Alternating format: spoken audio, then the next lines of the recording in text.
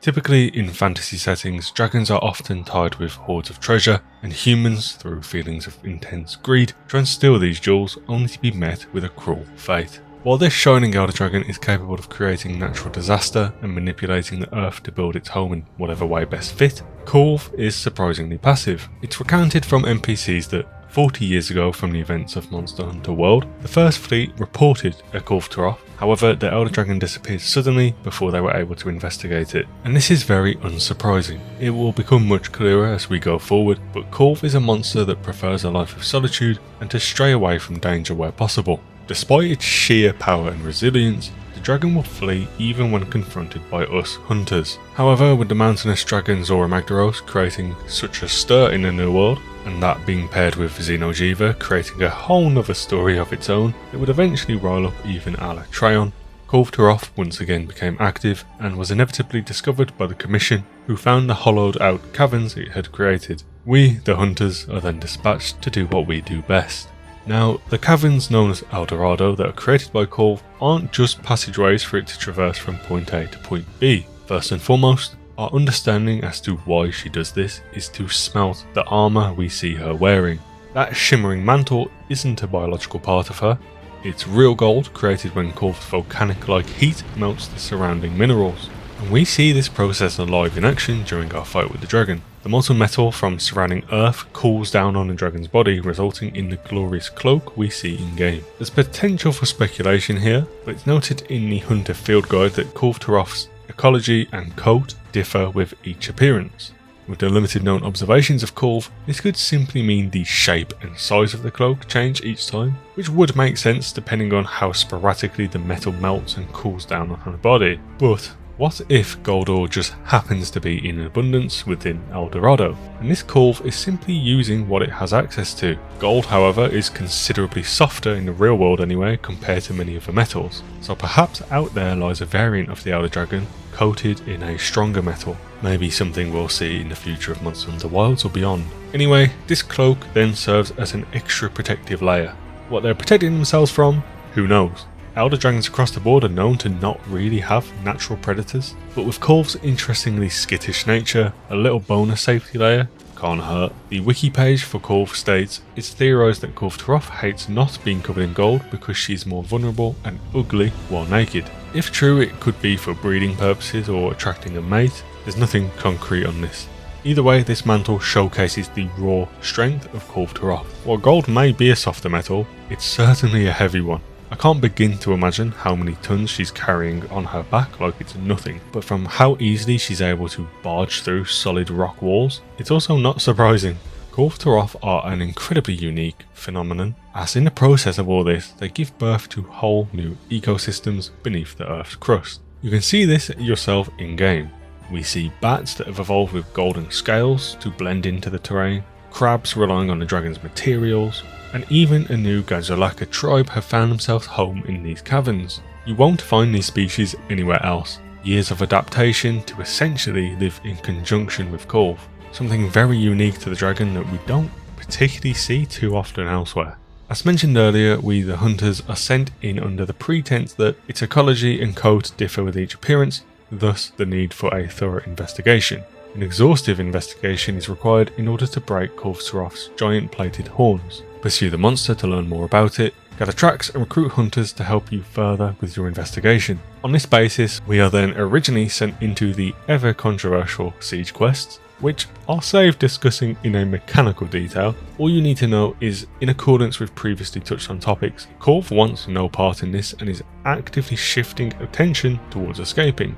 Unless we're able to keep its focus on us by dealing significant damage, or angering it by destroying its precious gold coat, she's going to once again descend deeper underground. We're urged to break her horn specifically, as this will make it harder for her to escape, although won't stop it completely. And that also applies to the master rank variation of the quest, which completely forgoes the siege system and becomes a direct hunt. In the original siege quest, we're not able to take Kulve Taroth down.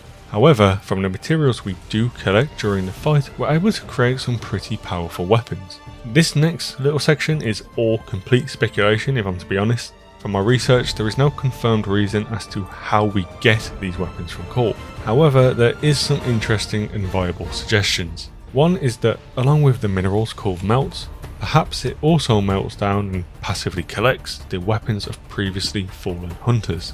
With these weapons being as powerful as they are, some theorise they could be remnants of ancient civilizations, something explored later in Iceborne and further in Wilds. After all, the quest reward before it turns into your RNG weapon is quite literally named Relic, which would support the theory.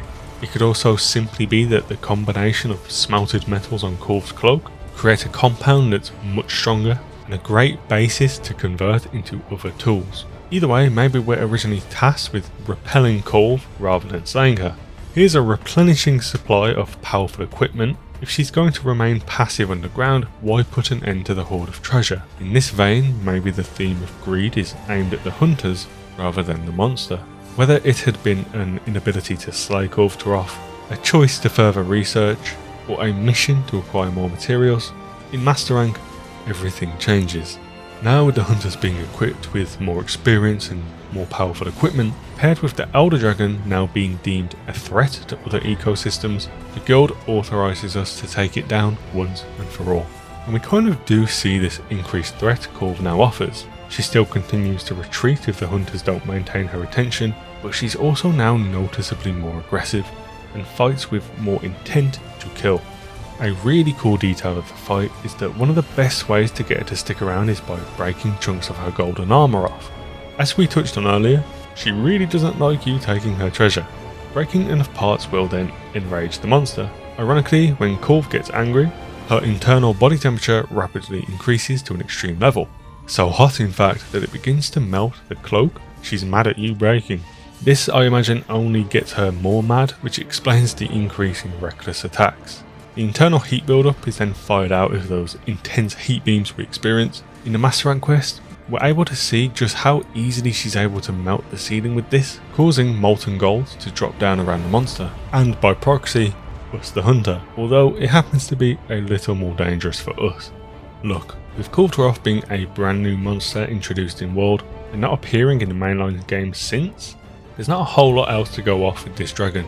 There's clearly more to Kulve that could be explored in the future. A variant that uses other metals would be really cool, as I hypothesized earlier. But you also might have noticed that I've been referring to Kulve as a female, which is alleged to be true based on her appearance and behaviour, but important to note, it isn't technically confirmed by the guild. If this is true however, then what are the males like, or vice versa? They could offer a completely different fight than what we're used to here, but then again that same sentiment is left to be explored with many other monsters, so perhaps we'll never know. But let me know in the comment section down below, what do you think about Kulve Taroth? I personally really enjoy this fight. I'm one of the rare people that seems to prefer fighting Kulve Taroth rather than Safi'jiiva, in Master Rank anyway. And yeah, the whole theme around greed and whether that's to be applied to Kulve Taroth or the hunters for exploiting the metal she creates, the theory as to whether or not she's carrying around weapons of previous hunters, perhaps ones that came from a much more advanced civilization, and yeah, is there a more powerful variant of Kulve lying deeper underground? It's been a while since I made a lore video, so I appreciate you sticking around and hearing this one out. If you did make it this far, I'd greatly appreciate you to like the video and also press subscribe. After all, it has an immense effect on the channel. Feel free to watch more of my lore videos in the playlist link down below or on screen now. Thanks for watching.